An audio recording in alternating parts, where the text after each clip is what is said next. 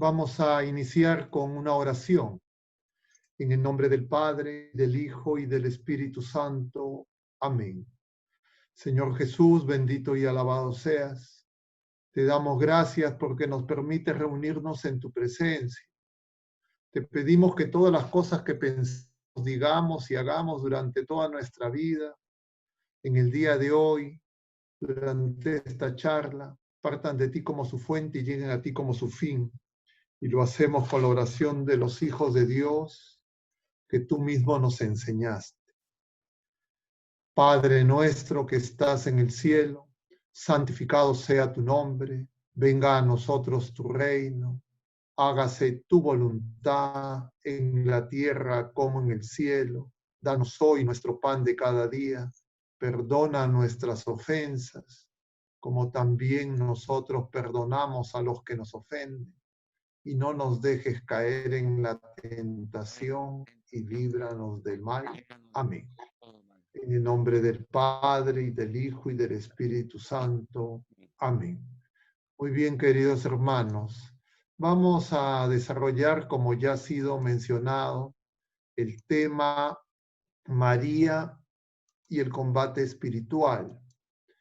Y es la tercera charla que realizamos como parte de esta iniciativa, que ha empezado aproximadamente hace un mes, y hemos ya hablado anteriormente, como saben ustedes, de la pandemia y los signos de los tiempos en relación a esta pandemia y la conversión. Luego hemos continuado ese tema profundizando en lo que se refiere a la conversión y la oración. Y ahora vamos a tocar el tema María y el combate espiritual. Por varias razones este tema creemos que nos debe de ayudar a todos. Y es que estamos en el mes de María, en este mes de mayo, ya en los últimos días, y además, porque si estamos hablando de un combate espiritual, necesitamos el don del Espíritu Santo, y como ustedes saben, este domingo celebraremos la solemnidad de Pentecostés. Porque la vida presente, la de todas las criaturas humanas, es un combate, es una lucha espiritual.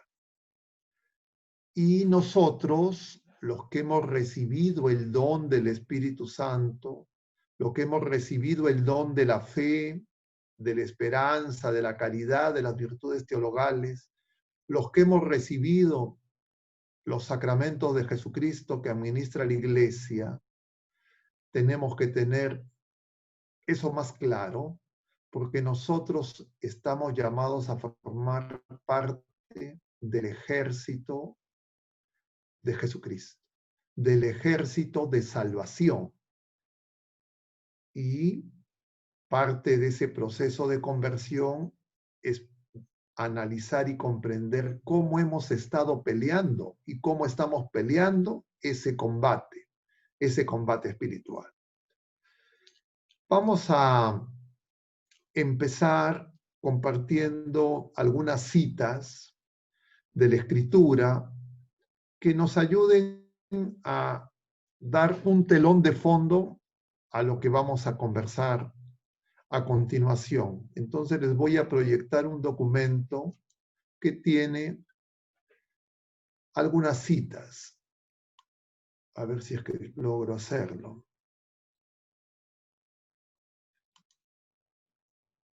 No, me dice que me tienen que autorizar los administradores para poder compartir el documento.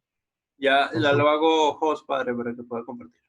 sí, no tengo autorización, les pido permiso.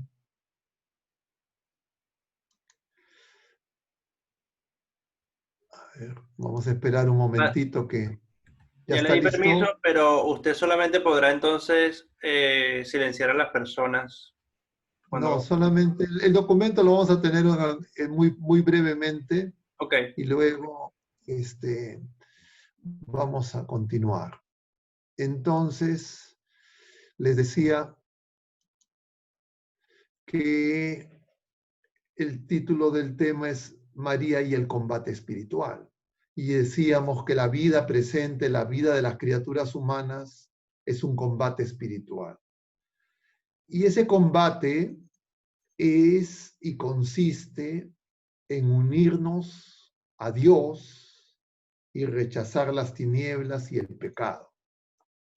La creación entera, en el principio, donde estaba la palabra y la palabra era Dios, como nos dice el Evangelio según San Juan en el prólogo, capítulo 1, versículos del 1 al 5, y en esa palabra, por la que todo fue hecho, estaba la vida, y la vida era la luz de los hombres, y la luz brilla en las tinieblas, y las tinieblas no la vencieron.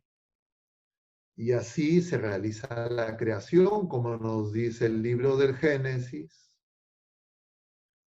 que Dios creó los cielos y la tierra era un caos y confusión y oscuridad por encima del abismo, y un viento de Dios aleteaba por encima de las aguas. Este viento de Dios que alentaba por encima de las aguas es el Espíritu Santo. Y entonces se crea el hombre del barro, se crea la mujer, insufla el aliento de Dios, y sin embargo conocemos la historia del pecado, cómo nuestros primeros padres desobedecieron, cómo sobrevino luego el diluvio para purificar, pero luego de ese diluvio la humanidad se fue multiplicando y nuevamente se rebelan contra Dios y deciden construir una ciudad y una torre que llegue a la cúspide de los cielos para hacerse famosos, pero sin Dios. Eran los constructores, eran los arquitectos, tenían la tecnología, tenían los métodos, creían, podríamos decir actualizadamente, tenían la ciencia, las herramientas, la tecnología, y entonces quieren construir una ciudad sin Dios. Ellos hacerse como Dios. Y eso trae como consecuencia la confusión, la Babel, la imposibilidad de entenderse. No sale el audio en la televisión. Vemos de otro lado, Nunca se pasa. en los Hechos de los Apóstoles, luego de la ascensión del Señor, regresan a Jerusalén a esperar a que se cumpla la promesa del Espíritu Santo y que perseveraban en oración con María. Los apóstoles, María y las mujeres en oración. Y estando en oración es que reciben el Espíritu Santo, que aparece como llamas de fuego.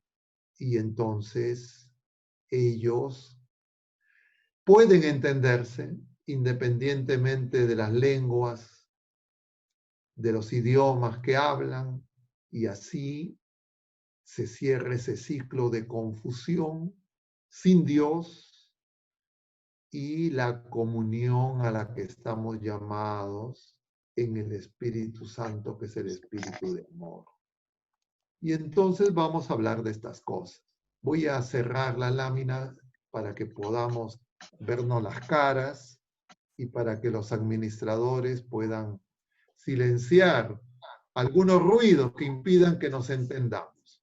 Entonces, queridos hermanos, lo que se nos está presentando es que luego de la creación y luego de la caída de nuestros primeros padres en la desobediencia, entró el pecado, entró la muerte, como veíamos en la primera charla, y con el pecado entró la muerte y el mal.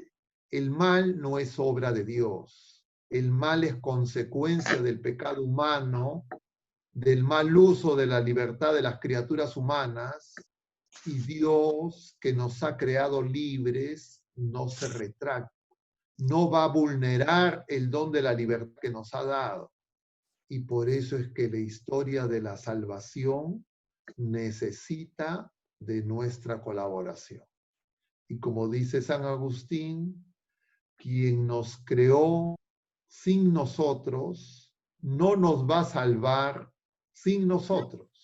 Que nosotros tenemos que ejercer esa libertad y en consecuencia la responsabilidad y las consecuencias de esa decisión libre, y tenemos que o aceptar o rechazar al Señor. Luego de la caída del pecado, la historia de la humanidad ha sido permanentemente una historia de desobediencia, de confusión, y el pecado y el poder del pecado han hecho que el ser humano se aparte de Dios, pierda la presencia de Dios y quiera construir un mundo sin Dios. Es lo que San Agustín, en su libro La ciudad de Dios, cuando analiza la historia desde una perspectiva teológica, es decir, desde la historia de la salvación, la historia humana, él dice que los seres humanos estamos construyendo dos ciudades. Cada uno de nosotros, las familias, la iglesia, el mundo. Y esas dos ciudades son la ciudad de Dios y la ciudad de Satanás. Y la ciudad de Dios se construye con el amor a Dios sobre todas las cosas, incluso con el desprecio de nosotros mismos. Mientras que la ciudad de Satanás se construye por el amor a nosotros mismos, inclusive hasta el desprecio de Dios. Y entonces la lucha es para cuál de esas ciudades, cuál de esas edificaciones nosotros estamos edificando, construyendo con nuestras acciones libres, y eso va a depender de nuestra fe, de nuestra esperanza y de nuestra caridad.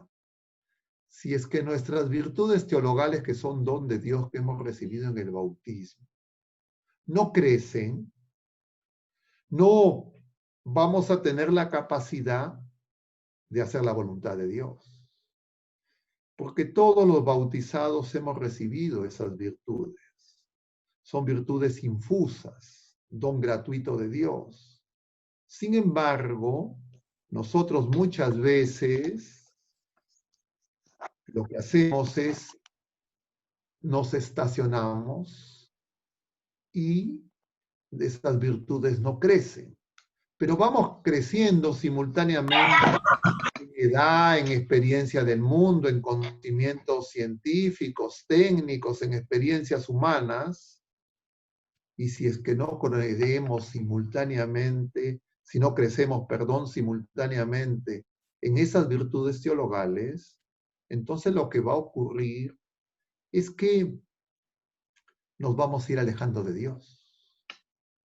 Vamos a creer que a Dios le podemos dar solamente algo, una parte de nuestro tiempo, algunos minutos, algunas horas en la semana, y no alcanzaremos a comprender la verdad de nuestro ser personal, de quién somos. Decíamos además, la primera charla, como nos enseña el Concilio Vaticano II en su constitución dogmática Lumen Gentium, numeral 22, Gaudium et Spes, numeral 22, constitución pastoral, que nosotros solo podemos comprender quién somos a la luz del misterio del Verbo encarnado de Jesucristo. Y tanto como para conocer a Jesucristo, como para conocernos a nosotros mismos, nosotros necesitamos de oración. Y Jesucristo es la oración. La persona de Jesucristo es la oración. Y si nosotros vivimos en la presencia de Jesucristo, entonces nosotros vamos a progresivamente comprender quién es Jesucristo y quién somos nosotros, porque el Espíritu Santo, si nosotros hacemos oración en y con Jesucristo, nos va a ir revelando la verdad completa. La verdad de quién es Jesucristo y la verdad de quién somos nosotros.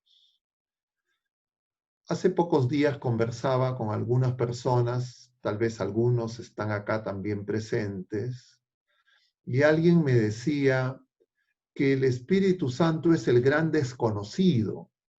Y efectivamente, varios papas nos dicen que el Espíritu Santo de las tres personas es el menos conocido. Pero nosotros sabemos por revelación de Jesucristo que las tres personas siempre actúan juntas, son inseparables, son de la misma sustancia, consustanciales, homoousios, y estas tres personas divinas son unidad, y estas tres personas divinas en unidad son las que actúan ad extra en la creación y en nuestra salvación. Y entonces cuando nosotros decimos que el Espíritu Santo es desconocido, también estamos diciendo, sin darnos cuenta, que Jesucristo es desconocido. Porque si no conocemos al Espíritu Santo y el Espíritu Santo nos revela quién es Jesucristo y quién es el Espíritu Santo, nosotros ni conocemos a Jesucristo ni al Espíritu Santo, y Jesucristo es el que nos conduce al Padre con el Espíritu Santo.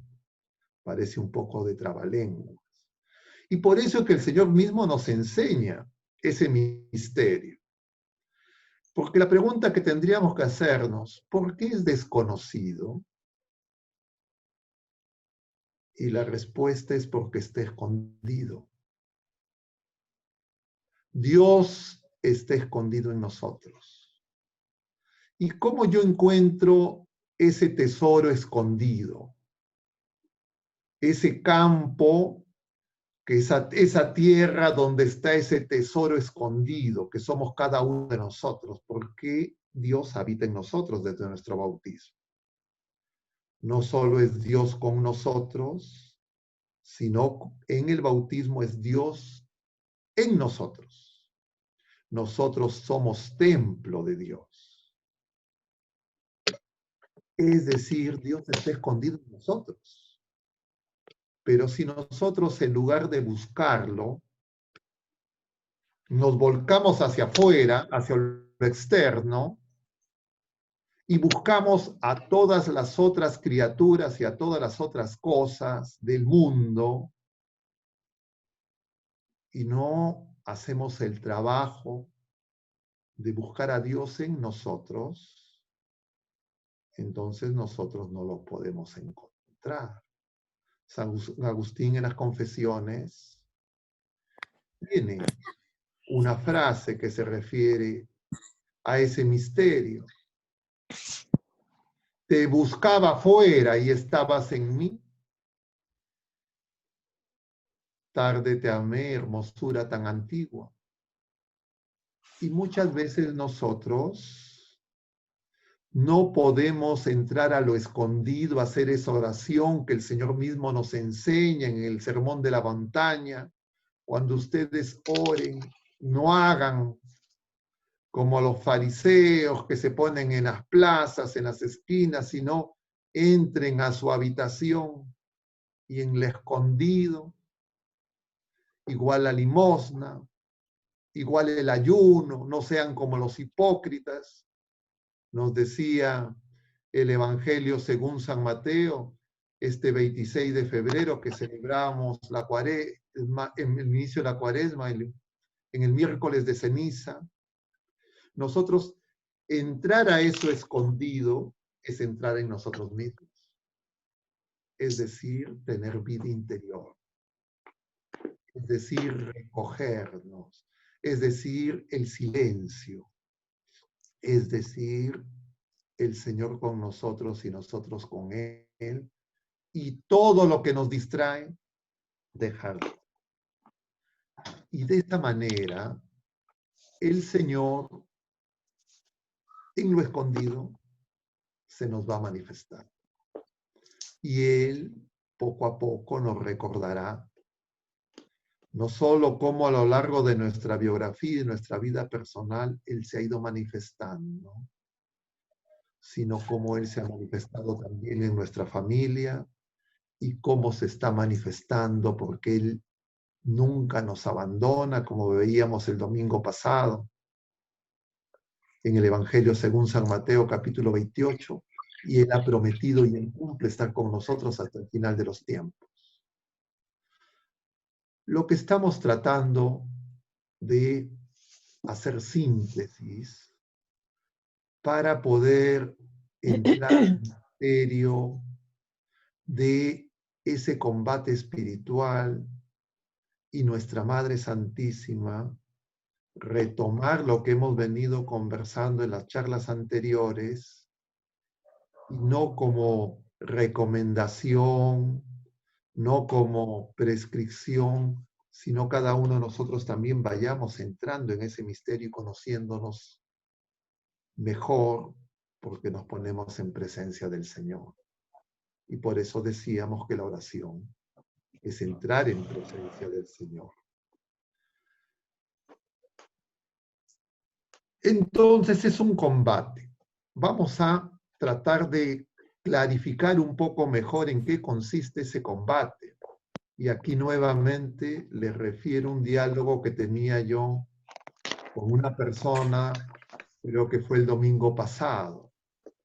Y entonces la pregunta era,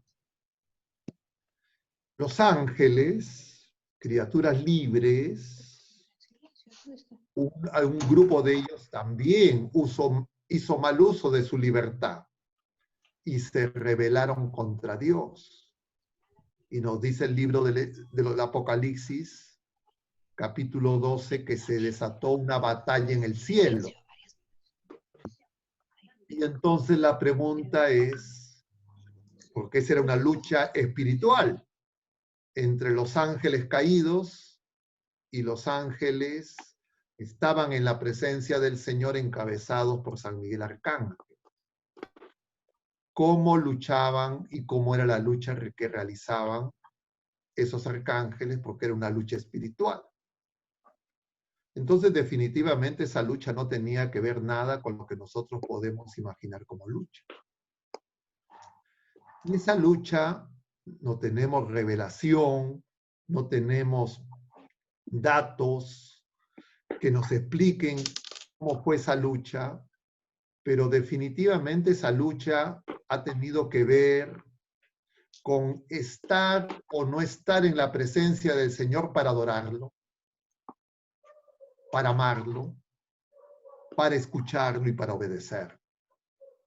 Y entonces unos no querían obedecerlo, no querían escucharlo, no querían adorarlo, no querían ver su rostro, y ellos querían ocupar el lugar de Dios.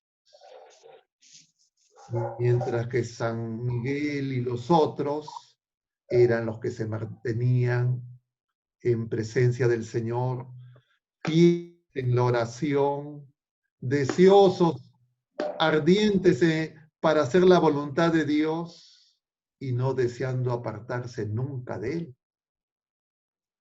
Y podríamos señalar que la lucha era vivir eternamente en la presencia del Señor y cantar eternamente sus alabanzas, o apartarnos de Él. Y tenemos que preguntarnos si la lucha espiritual nuestra es radicalmente diferente. Y de ahí la importancia de la oración para la conversión y para el combate espiritual.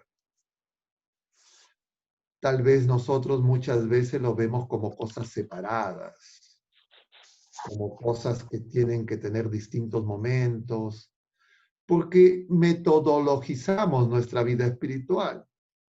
Entonces separamos y entonces tenemos técnicas. Una cosa es la conversión, otra cosa es la oración, otra cosa es estar en presencia del Señor, otra cosa es adorarlo, otra cosa es alabarlo. Y efectivamente son manifestaciones que para nosotros, criaturas humanas que somos seres compuestos, a diferencia de los ángeles que son seres simples, nosotros tenemos cuerpo, alma y espíritu. Y entonces como seres compuestos, como seres racionales, aprendemos poco a poco, en proceso, somos seres en vía. Y entonces muchas veces en ese proceso de crecimiento, en ese aprendizaje procesal, en esa gradualidad, de repente podemos quedar en que nos quedamos con algunas cosas y no otras, y no sabemos que tenemos que hacer unidad. Y todo esto es consecuencia del pecado. Decíamos también que el pecado